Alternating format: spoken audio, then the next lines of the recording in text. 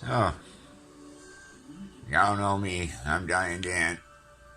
This is Dying Dan's Video Adventures with Death, number 100. And what I thought I'd speak about today is those that follow my blog and that will know that I've been legally dead 9 times now. In the last 12 years, I guess, no, more than that, last 20 years. But I've been legally dead 9 times. It's recorded and resuscitated, brought back. I had after-death experience on almost all the times. So I'm going to tell you the first, well, they were always the same. You have 7 paths before you, and you have to choose a path, because we live 8 times on different space-time continuums. The 8th time I'll explain at the end. I've already done videos of this before, many blogs about it, but the first time I died, I was on the operating table when they did my neck. My mother was on one path. Out of the 7 paths, there were 2 people. My mother was on the 7th path. She was telling me, come with her, but I didn't. Because when I was 6 months old, Mom had left me, abandoned me to escape whatever was going on in her life and come to Toronto. Took my brother and sister, but left me with my father, which resulted in me getting bounced from 32 foster homes in 10 years. So I, even though it was my mother and I loved her and all that, I only got to know my mother for... I ran away when I was 12 and met her for half an hour, and then I hitchhiked from St. John, New Brunswick to Toronto and found her. I found her. Never been to out of St. John in my life, except for, around the province and down. Well, I shouldn't say that. I was all over the place, visiting people and stuff. But, to go out on my own and at 12 years old and find my mother in the city the size of Toronto, I managed it, though. But the Children's Aid came and got me and put me on a plane, took me back to St. John a half an hour after I got there. I was only in Toronto like an hour. Then I didn't meet her again until I got out of prison in my 20s, and I got to know her for almost 2 years, and her ex-boyfriend murdered her, so... But something told me not to go with Mom, that I would have been going to some place I didn't want to go, so I took the path that had my buddy Jimmy on it. Now this happened to me every time, but Mom wasn't there every time. Most times there was nobody on any of the paths, or just somebody that I did, just a figure saying come this way, so I just choose the path that my heart told me to go, which obviously brings me back to the space-time continuum. So that having been said, 7 times. Now, if you read almost all the holy books on the planet mention the seven pathways. They almost all of them mention it. So that can't be just coincidence, There's got to be some geist behind it. What I believe, and this is, I truly believe this, is everybody experiences this, but we're not supposed to remember when you have those close calls with death. You have the chance to skip out in the first time. If you pick heaven, then I guess you go to heaven and you don't come back the other 7 times. In the case of me and other people that I met at the after-death clinic that went through the same thing with the 7 paths. The thing is, we remember them, which throws a flux into the system, because now the folds in space and time we know about, and we know about different than you would know or anybody else would know, because we've been there. So it's my true, honest belief that if you make it through this first 7 paths and do the 7 space-time continuums, the 8th time, if you haven't chosen on the 7th path, the 8th time they choose for you, and that's your judgment day. That's the day that you get judged on your life. You have an opportunity to plead guilty with an explanation, per se, for the first 7 times. You say, okay, I'm taking my chances and I'm taking this path. I believe that I kept getting sent back because, I honestly, truly believe I was told the first time, and that was before Dakota was born, that I had a calling to raise a child. And that would be my baby, my Dakota, my 17-year-old. God bless him. I love him so much. And I was sent back to, take care of him, which I've tried to do the best I could all my life. Now, I've done my 7 cracks at the bat, so I don't know what happens to me. I know what happens to me. I just hope it's not where. I hope I'm going to someplace better than where he belongs. No, go away, go away. See, you gotta smile. You gotta smile. You know, since crying about it, you gotta laugh about it. It's gonna happen whether you like it or not. No sense. I don't understand why people get so.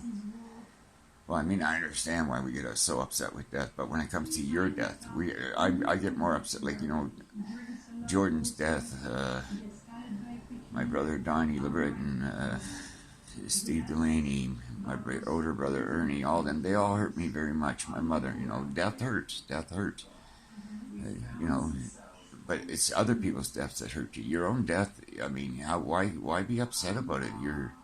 You knew you were going to die the day you were born, and yeah, I shed a tear, but I'm shedding tears for the people I'm leaving behind because I know how sad they're going to be. As far as I'm concerned, it's, hey, time's up. I've had a good run, 62 and a half years I've got to dance on this earth. And mind you, it's been a slow dance in a burning room with a lot of sadness, but I always did like the blues, We'll jazz her up when I die. Maybe start listening to country and western music again. I don't know, but they don't make that no more either. Hope my beard's still there. Yeah, so getting there. Actually grew fast for a year. Last time it took ages to grow that far. Oh, squirrel moment, got sidetracked talking about my beard. Yeah, so I'm not a religious man. I'm a spiritual man because they call me Lighthouse Dan Burner because ever since I started all those deaths, I get premonitions.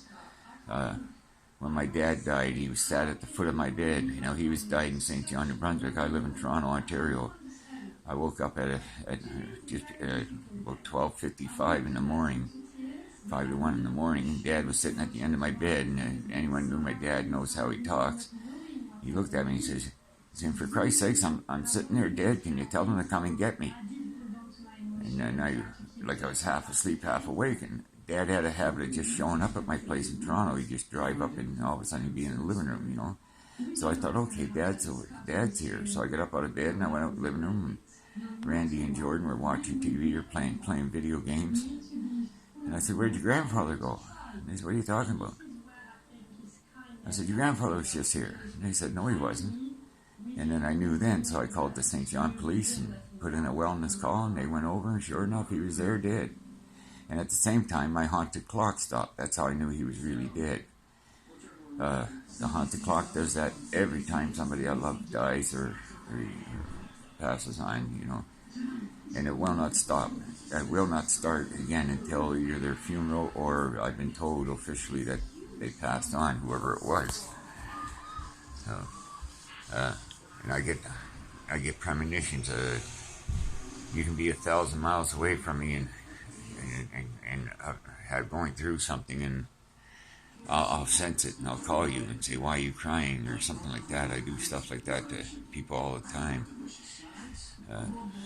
I don't like seeing and hearing from dead people. That bothers me a lot. I look at my lighthouse thing as more of a curse than a gift. It brings me a lot more grief than it does joy.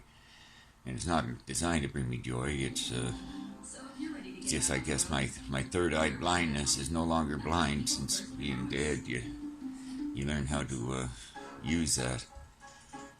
And it's good and it's bad, but, like when the kid says in that movie, I see dead people, I do. I do see dead people, and I feel their pain.